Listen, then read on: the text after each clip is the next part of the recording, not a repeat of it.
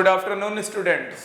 एक बार फिर मैं आपके लिए जेईई मेन के एक नए पेपर सेट का सॉल्यूशंस लेकर आया हूं, जिसे मैं आपको एक्सप्लेन करने जा रहा हूं और जिससे आपको आने वाले नेक्स्ट जो आपका मेन का अभी जेईई मेन का एग्ज़ाम होना उसमें आपको हेल्प मिल सके।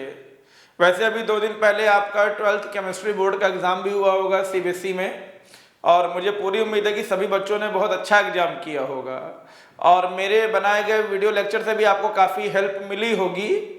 और जहाँ तक मैंने पेपर देखा है तो मुझे लगता है कि पेपर एनसीईआरटी ओरिएंटेड था, काफ़ी कुछ एनसीईआरटी से था और बहुत कुछ ऐसा भी रहा होगा जो आपने अपने क्लासेस में कई बार पढ़ा होगा, अपनी सेल्फ स्टडीज़ में कई सारे क्वेश्चंस को कई बार रिवाइज किया होगा।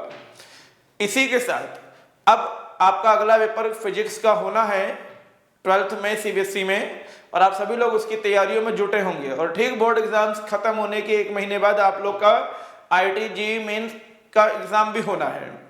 इसी वजह से मैं आपके लिए सभी वीडियोस जो भी जनवरी 24 में हुए हैं धीरे धीरे सारे लेक्चर रिकॉर्ड करके और धीरे धीरे अपलोड कर रहा हूँ, जिससे आप इधर से जब फ्री हों तो उधर आपको ज़्यादा समस्याएं ना हो, आपको दोनों चीज़ें पता हो कि क्वेश्चंस क्या आए थे, कैसे आए थे, किस पैटर्न पर आए थे और उनका सॉल्यूशंस, किस अप्रोच, किस आइडियाज, किस क्या देखते हैं प्रेजेंटेशंस और किस कूलनेस के साथ आपको वो आंसर करना है।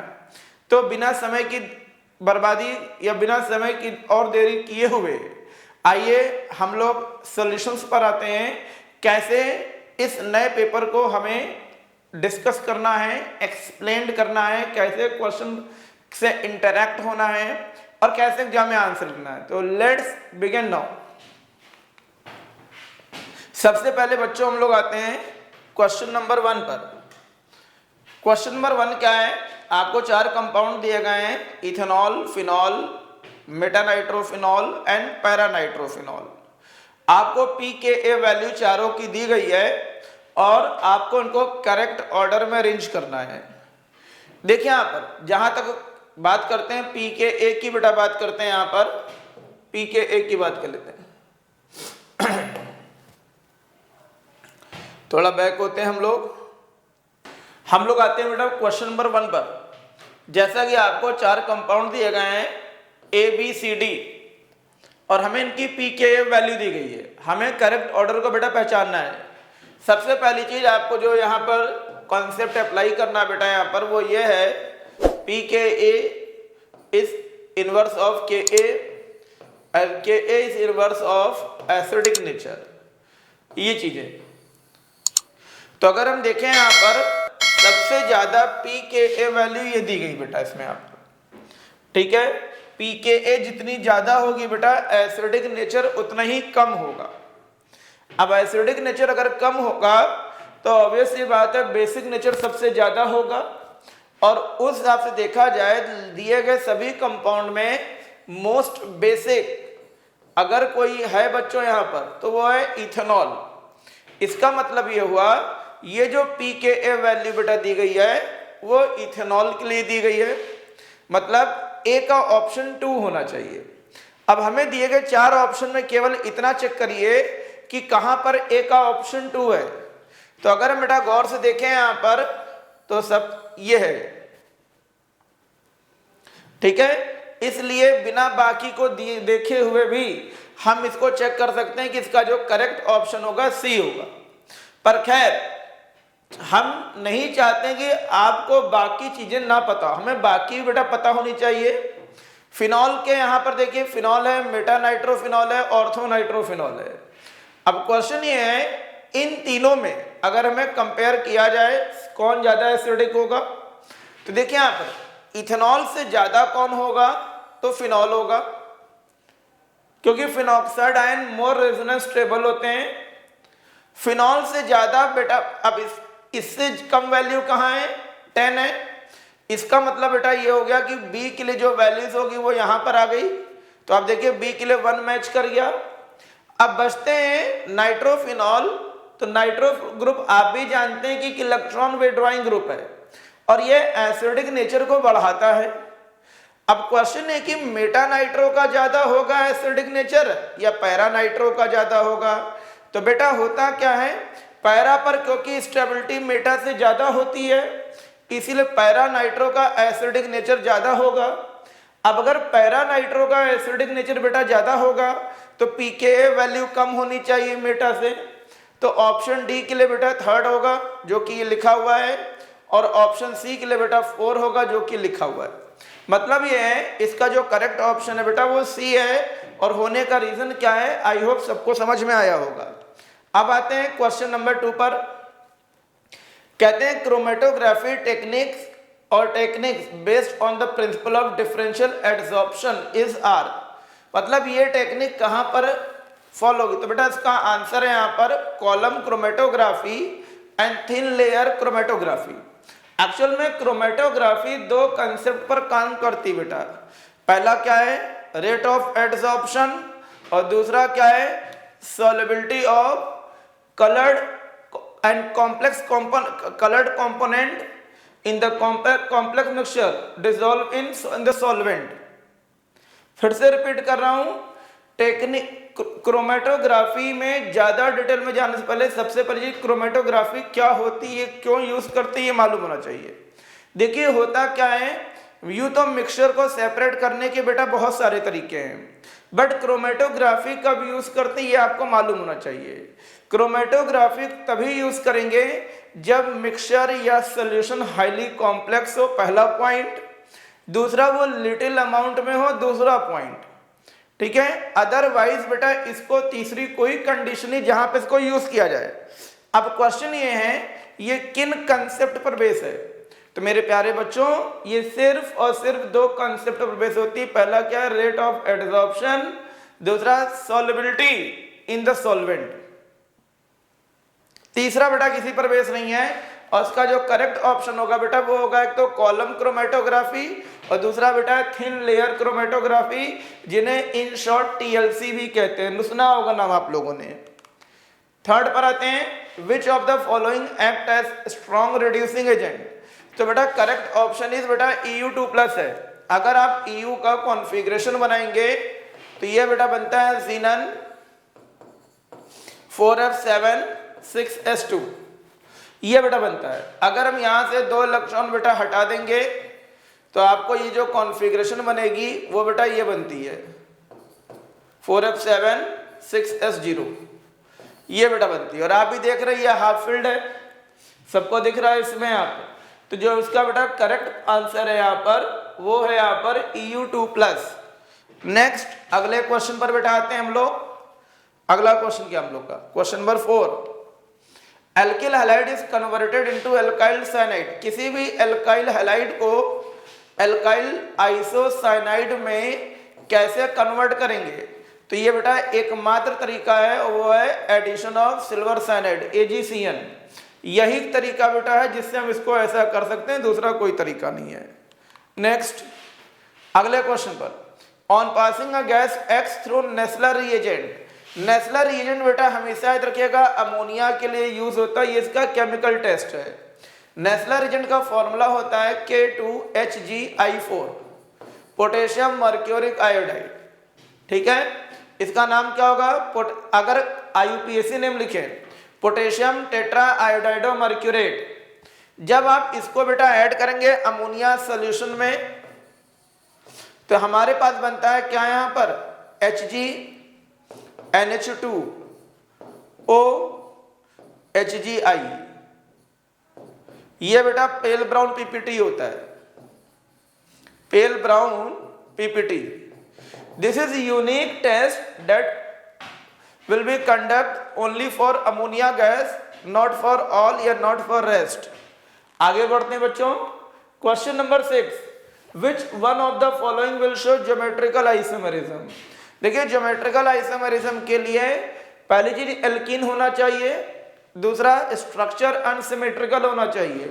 तो अच्छी चीज है कि चारों के चारों बेटा एल्कीन है, बट अनसिमेट्रिकल देखोगे तो वो आपको बेटा यही मिलेगा, ये अनसिमेट्रिकल एल्कीन है। और अगर बेटा ये अनसिमेट्रिकल एल्कीन है तो यहां पर ज्योमेट्रिकल आइसोमेरिज्म होगी, यही बेटा इसका करेक्ट ऑप्शन है। 7 पर आते हैं, reagent which gives brilliant red PPT with निकल आयन इन बेसिक मीडियम।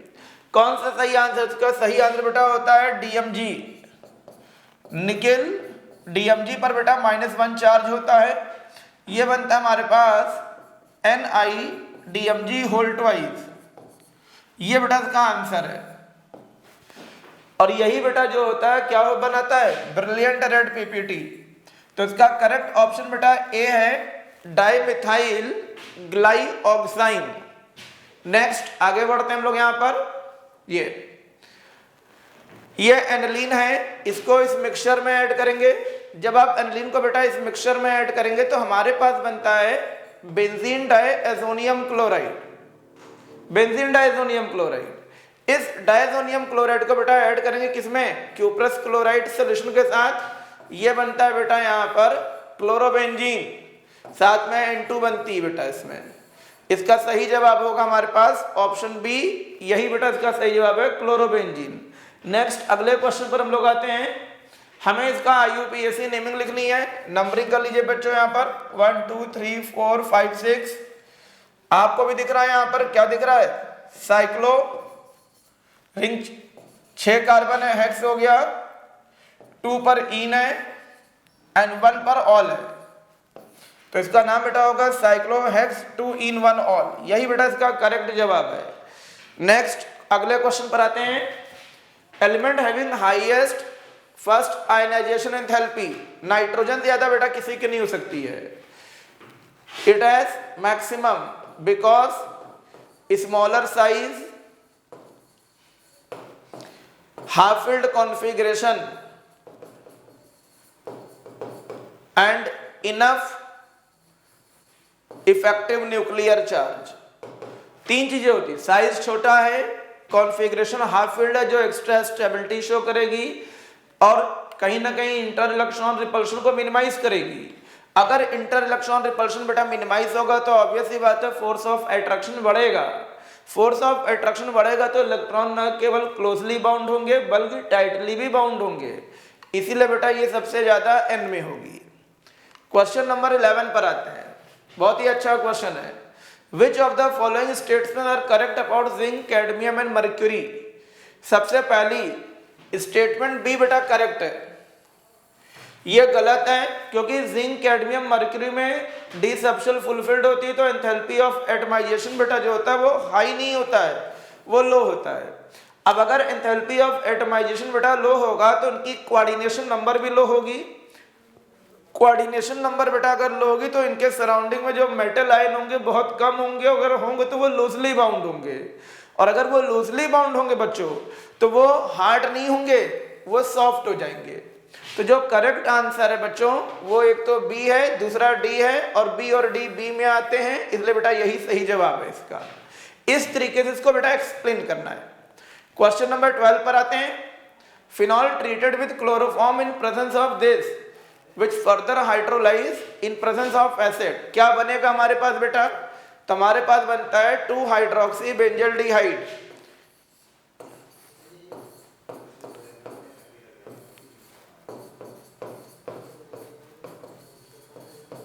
ये बेटा हुआ, फिर NaOH के साथ होता है, और फिर बेटा हाइड्रोलिसिस इन एसिडिक मीडियम। ये हमारे पास बनता है सैलिसल्डिहाइड। IUPAC नेम बेटा इसका होता है कुछ इस तरीके से 2-हाइड्रोक्सी बेंजल्डिहाइड। ये तरीका है इसको नेम करने का, 2-हाइड्रोक्सी बेंजल्डिहाइड। नेक्स्ट अगले क्वेश्चन पर आते हैं। मैच करना है। कैसे मैच करेंगे? देखो यहाँ पर सबको मैच करना है। लाइमन सीरीज की बात करते हैं। लाइमन सीरीज बेटा अल्ट्रा वॉयलेट रीजन में होती है और बामर बेटा जो होती है वो विजिबल रीजन में होती है। अब आप बाकी बचे इंफ्रारेड उसको आप अरेंज कर लीजिए। इसमें यहाँ पर A का 2 B का 4, A का 2 B का 4 बेटा ये है। क्लियर है? नो, इसमें कोई भी कंसेप्चुअल पार्ट फिलहाल यहाँ नहीं है। ये NCERT की डायरेक्ट पैराग्राफ है जो कि आपके यहाँ दिया हुआ है, आप सीधे इसको बेटा वहां से भी देख सकते हैं। Next ascending acidity order. किसकी एसिडिक नेचर सबसे ज्यादा है? यहां पर बेटा कार्बन का हाइब्रिडाइजेशन sp है, यहां sp2 है, तो सबसे ज्यादा S कैरेक्टर A में है। A से ज्यादा एसिडिक कोई नहीं होगा बेटा। ये भी ऑप्शन हो सकता है ए के बाद बी आएगा, दोनों भी ये दोनों तो गए बेटा फाइट से, फाइट इन्हीं दोनों में होनी है। अब बचता है सी और डी में। तो देखिए ये टर्शरी कार्बोकेटायन है, टर्शरी कार्बन आप भी जानते हैं बेसिक ज्यादा होता है, एसिडिक कम होता है। तो करेक्ट ऑप्शन बेटा होगा ए बी डी सी, यही बेटा इसका सही जवाब है। इस तरीके से चीजें कंसेप्ट अप्लाई करने हैं और आंसर क्लियर करने बच्चों। नेक्स्ट क्वेश्चन 15, ऑक्सीजन का एनॉमलस बिहेवियर का रीजन क्या होता है? तो उसका सिर्फ एक रीजन बेटा ये है, साइज छोटा होता है, फोर्स ऑफ अट्रैक्शन बहुत ज्यादा होता है, मतलब small size, high electronegativity. Next आगे बढ़ते हैं, which of the following reaction is correct, कौन सी करेक्ट है? बात कर लेते हैं इसमें। यहाँ पर ये जो रिएजेंट है ये हॉफमैन ब्रोमोमाइड में होता है बेटा, पर हॉफमैन ब्रोमोमाइड में एक कार्बोनिल ग्रुप यहाँ कम हो जाना चाहिए, गलत है, ये भी गलत है। हाइड्रोलिसिस विद नाइट्रस एसिड, क्योंकि वहां 3 कार्बन है, यहाँ 2 ही है। और सनलाइट की प्रेजेंस में बेटा ये गलत है। करेक्ट ऑप्शन बेटा आपका बी होगा यहाँ पर, this is the correct answer. क्या होगा यहाँ पर, ये पाई बॉन्ड इधर शिफ्ट होगा, यहाँ माइनस चार्ज, यहाँ प्लस चार्ज होगा, और क्या हो जाएगा यहाँ पर, ये माइनस एच को ले जाएगा और आई बेटा यहाँ पर आएगी, और हमारे पास ये फाइनल प्रोडक्ट बनेगा। सो द करेक्ट ऑप्शन क्या होगा बेटा यहाँ पर, बी। ये कुछ ऐसे होगा, अगर वहां किसी को नहीं दिख रहा तो मैं यहां कर देता हूं, ये हो गया माइनस प्लस, ये पाई बॉन्ड इधर शिफ्ट हुआ, माइनस प्लस, ये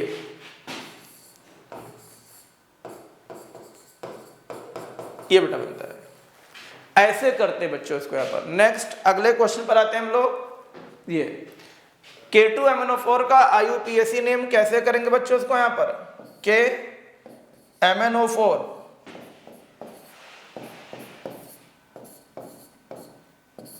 ये बेटा इसका स्ट्रक्चर होता है,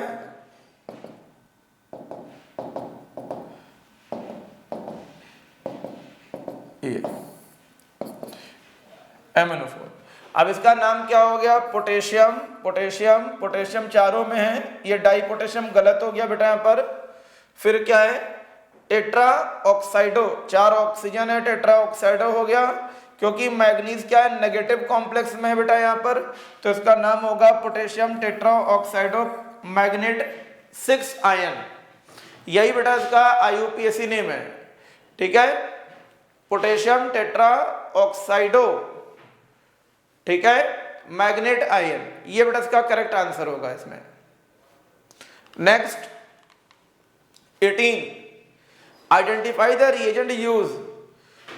देखो यहां पर आप ज्यादा कुछ नहीं, इसको देखो बेटा यहाँ पर, क्योंकि मेन चेंज इन दोनों में कंपेयर करेंगे तो यहां पर हो रहा है, ये फंक्शनल ग्रुप एस्टर है, एस्टर का रिडक्शन बेटा इसी में ही होता है।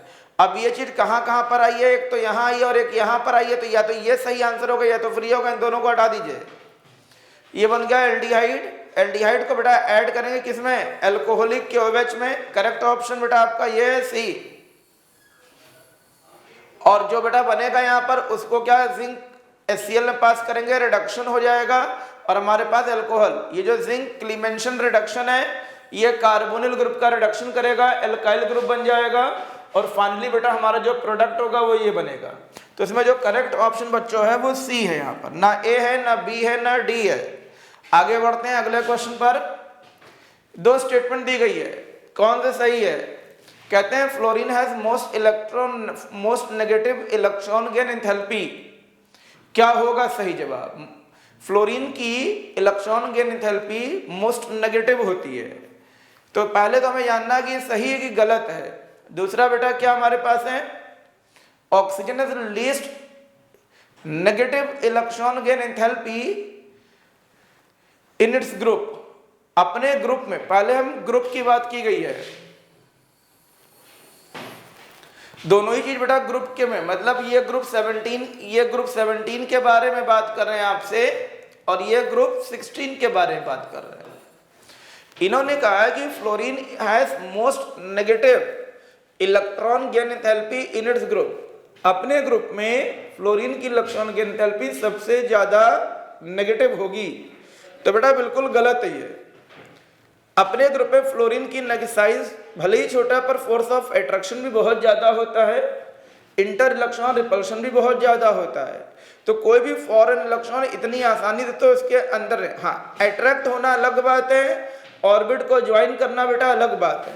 तो जहां ये मोस्ट लिखा है बेटा ये लीस्ट होगा, जहां मोस्ट लिखा है वहां लीस्ट होगा।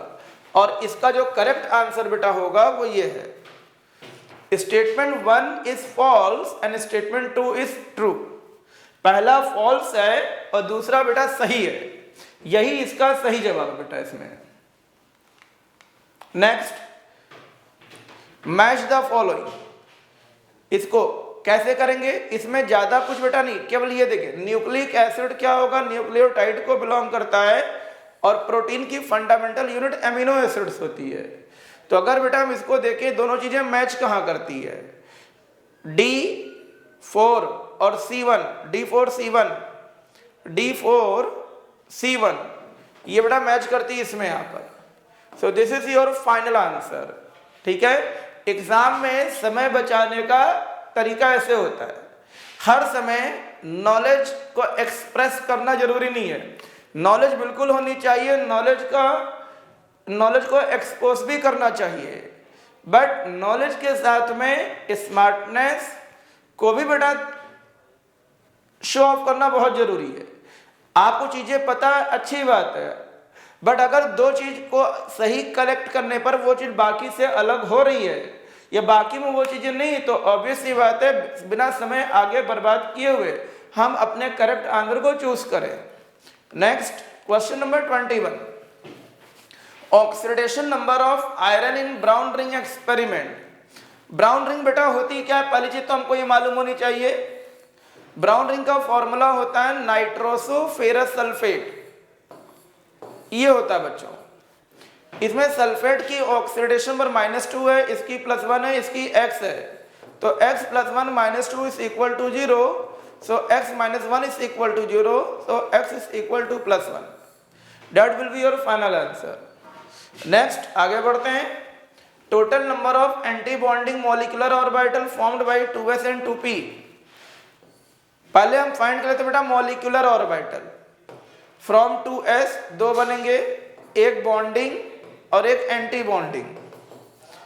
इसी तरह मॉलिक्यूलर ऑर्बिटल फ्रॉम 2p कितने बनेंगे बेटा, 3 बॉन्डिंग बनते हैं बेटा और 3 एंटी बॉन्डिंग बनते हैं। तो टोटल कितने हो गए, 1 और 3, ये टोटल मिला के बेटा एंटी बॉन्डिंग 4 बनते हैं यहाँ पर। ठीक है, आई होप सबको समझ में आया होगा। नेक्स्ट, बहुत ही अच्छा क्वेश्चन है, the following concentration were observed eight 500 kelvin for the formation of ammonia. पहला काम बच्चों क्या करिए, इक्वेशन लिखिए, इसमें N2 + 3H2 gives away ammonia. यहां से Kc क्या होगा, concentration of ammonia r⁻2 upon N2 r⁻1 and H2 r⁻3, ये तरीका है। अब अगर आप इसको बेटा गौर से देखो, यहाँ पर अमोनिया के लिए क्या हो जाएगा, ये 1.5 10⁻² का स्क्वायर, तो 2 बार लिख देते हैं हम इसको। N2 बेटा कितना है, 2 × 10⁻², और H2 तो ये जाएगा 3 का क्यूब करेंगे बेटा ये 27 होगा, और -2 का क्यूब करेंगे -6 होगा। तो ये तो बेटा इससे कैंसिल हो गया। अब हम क्या करेंगे, यहां से ये डेसिमल हटा देते हैं, यहां 100 हो गया, बचा क्या हमारे पास, हमारे पास बचता है 15 × 15 × 10⁻² अपॉन 2 × 27 × 10⁻⁴, क्योंकि ये 2 इससे कैंसिल होगा बेटा। अब ये क्या होगा, ये इससे कैंसिल होगा बेटा, ये 10⁻² बचेगा,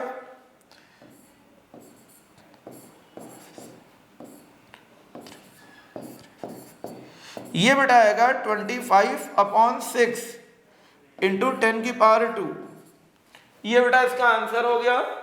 और हमें इक्विलिब्रियम कांस्टेंट फाइंड करना है, तो कैसे करेंगे, यहां पर 2 को इससे डिवाइड करिए, 50 हो गया, यहाँ 3 बचा,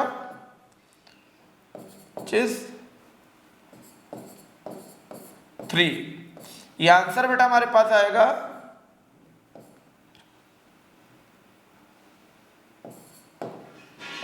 ये, और इसको बेटा राउंड ऑफ करोगे ये 417 आ जाएगा, 417। Correct answer is 417।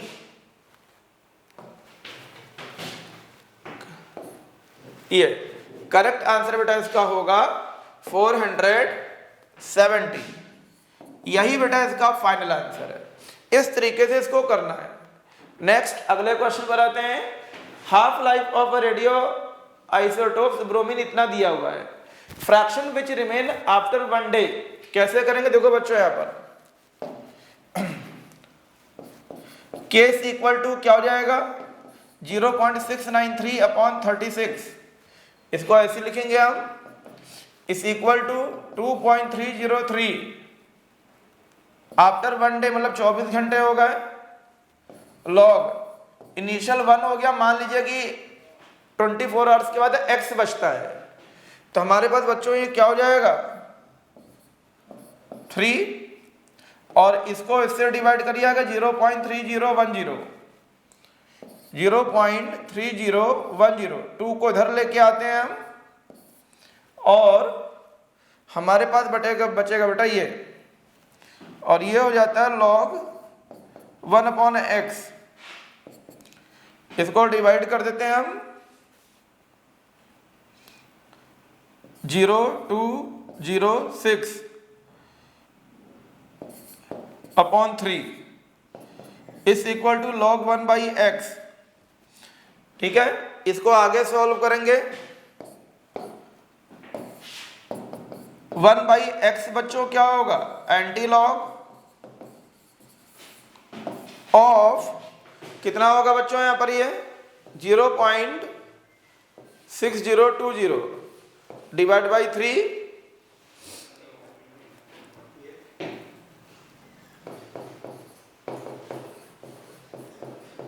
Anti log ये बेटा आएगा 0.2006, और इस पूरे की वैल्यू आपको दी गई है 1.587, तो 1/x इज इक्वल टू 1/587 होगा बच्चों, और x हो जाएगा हमारे पास, इसको हम आगे शिफ्ट करते हैं 587, डेसिमल हटाते हैं 0 बढ़ता है।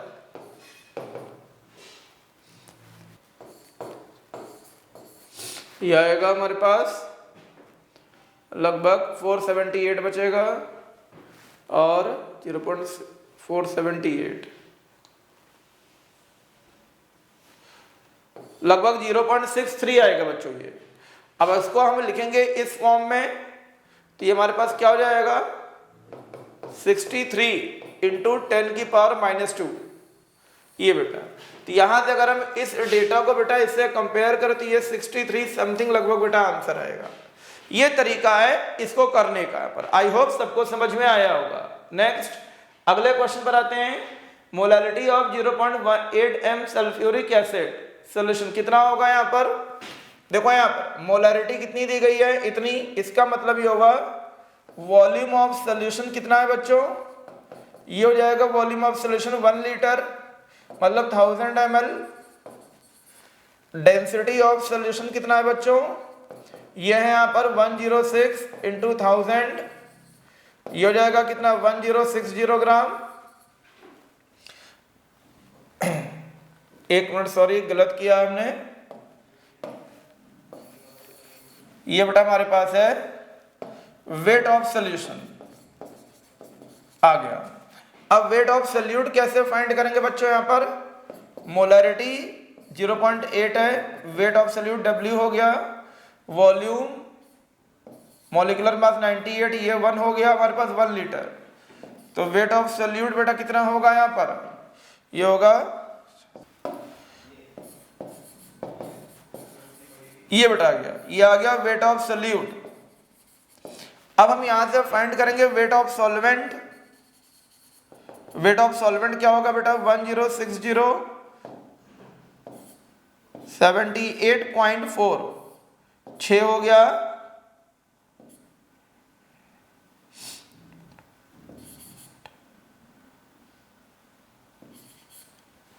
नौ। ये बेटा हमारे पास बचेगा सॉल्वेंट का मास। अब यहां से बेटा हम क्या करेंगे, मोलालिटी का फॉर्मूला अप्लाई करेंगे, वेट ऑफ सॉल्यूट जो कि 78.4 है upon molecular mass of solute जो कि 98 है, वेट ऑफ सॉल्वेंट बेटा हो गया कितना 98.6 हो गया इंटू 1000। यही बेटा कैलकुलेशन होगी, यही इसका जवाब होगा। जो भी हो मैं एक बार इसको चेक कर लेता हूं फोन से एक बार कितना आता है, एक मिनट। 78.4 इंटू 1000 डिवाइड बाय 98 फिर डिवाइड बाई 98.16, ये बेटा आ रहा हमारे पास 0.8149। इसको हम लिखेंगे 0.815, ये हो गया, और इसको हम लिखते हैं 815 इंटू 10⁻³ m। तो अगर बेटा इसको हम कंपेयर करें इससे, तो this value will be put on here, answer will be this is the final answer. ये तरीका है बच्चों इसको करने का, यहाँ पर ये है इस क्वेश्चन का सोल्यूशन। नेक्स्ट आगे बढ़ते हैं। A constant current was pass through a solution of AuCl4 minus ion between gold electrodes. After a period of 10 minutes, the increase in mass was this. The total charge passed through in solution coulomb. Formula बेटा apply करिए, W is equal to E by F I into T।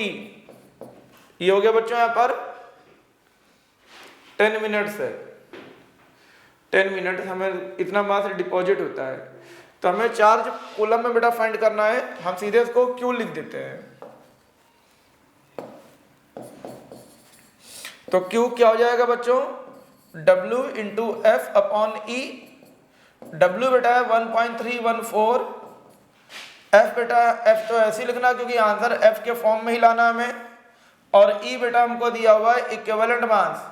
Deposit क्या होता है, after a period पास किए गए इतना मास deposit हुआ, तो गोल्ड डिपॉजिट होगा बेटा, गोल्ड का इक्विवेलेंट मास 197/3 हो जाएगा, 1.314 इंटू 3 अपॉन 197 F।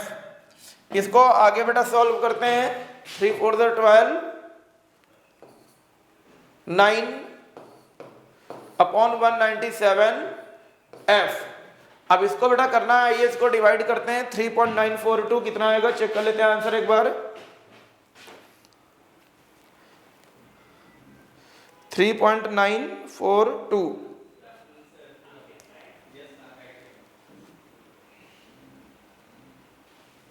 यह आएगा 0.02 F। ये बेटा इसका आंसर है, और इसको मैं लिखता हूं 2 इंटू 10⁻⁻² F। तो अगर हम इस डेटा को बच्चों इससे कंपेयर करें तो आपको भी दिख रहा होगा this value 2 will be put on here, तो 2 इंटू 10⁻²। ये तरीका है बच्चों इन क्वेश्चंस को अटेम्प्ट करने का। खुद देखिए, अगर कैलकुलेशन एरर्स ना हो तो ऑब्वियस सी बात है question totally conceptual formula based है। आपको अच्छी प्रैक्टिस, प्रिपरेशंस और कंसंट्रेशन के साथ रिवीजन ऑफ बेसिक कंसेप्ट बहुत इंपॉर्टेंट है, इस पर वर्कआउट करते रहिए, ये आपको और अच्छे नंबर भी आगे दिलाएगा। कहते हैं total number of molecules with zero dipole moment क्या क्या होगा।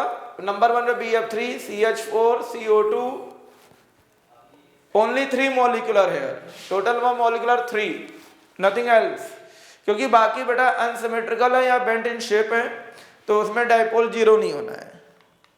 28 standard enthalpy of vaporisation CCl4 का दिया हुआ है बेटा, मास दिया हुआ है, हमको चाहिएगा हीट रिक्वायर्ड, क्या होगा बेटा, ये होगा 30.5 इंटू इसके मोल ले लीजिए, क्योंकि किलो ये 1 मोल का है, हमें इतने मोल के लिए चाहिए बच्चों 284। CCl4 का मॉलिक्यूलर मास क्या होगा बच्चों, ये होगा 35.5 इंटू 4 + 12,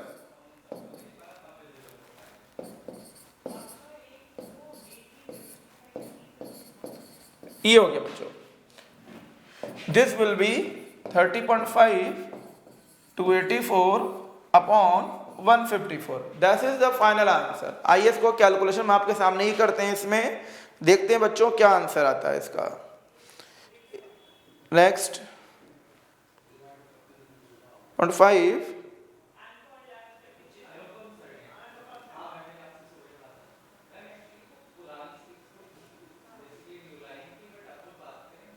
ये, दिस इज 56.24, दिस इज 56.24, यही बेटा इसका आंसर है। पर क्योंकि इंटीजर्स में डेसिमल कंसीडर नहीं होता है तो बेटा जो राउंड ऑफ करोगे it will be 56 kilo joule.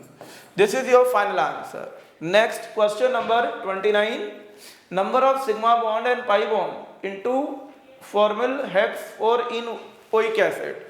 पहले बच्चों हम ड्रॉ करेंगे हेक्स, ये यहां पर ओइक एसिड कर देते बच्चों हम 1 2 3 4 पर इन हो गया बच्चों, और 2 पे फॉर्मल है। फॉर्मल क्या होता है बच्चों? CHO। अब जिसकी जितनी वैलेंसी बेटा बची है उसको मेंटेन कर लीजिए, ये हो गया। यहां पर 4 सिग्मा है, यहां पर 3 सिग्मा 1 पाई है बच्चों। यहां ही बच्चों देखोगे क्या है, 3 सिग्मा 1 पाई, यहां पर 4 सिग्मा है, यहां पर 4 सिग्मा है, यहां पर बेटा क्या है 3 सिग्मा 1 पाई, ये हो गया बच्चों इसमें यहां पर। तो और इसको देखिए यहां पर क्या है 3 सिग्मा 1 पाई। तो अगर हम काउंट करते हैं सिग्मा कितने हो गए, अब आप खुद देखिए, आपके साथ हम लोग काउंट करेंगे 1 2 3 4 5 6 7 8 9 10 11 12 13 14 15 16 17, ये हो गया।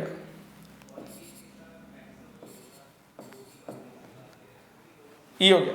अब काउंट करते हैं total sigma, number of sigma इन पाई 1 2 3 4 5 6 7 8 9 10 11 12 13 14 15 16 17 18 19 20 21, और पाई कितने बेटा 3।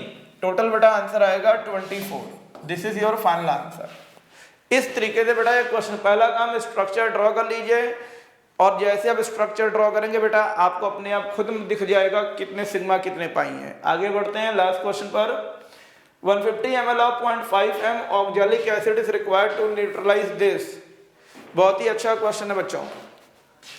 कैसे करेंगे देखिए आप, अगर ये दोनों न्यूट्रलाइज कर रहे हैं तो ऑब्वियस सी बात है बच्चों, दोनों के नंबर ऑफ मोल क्या होने चाहिए, जो न्यूट्रलाइजेशन में टेक पार्ट कर रहे हैं वो सेम होने चाहिए। तो क्या हो जाएगा यहां पर, mole of oxalic acid is equal to mole of NaOH।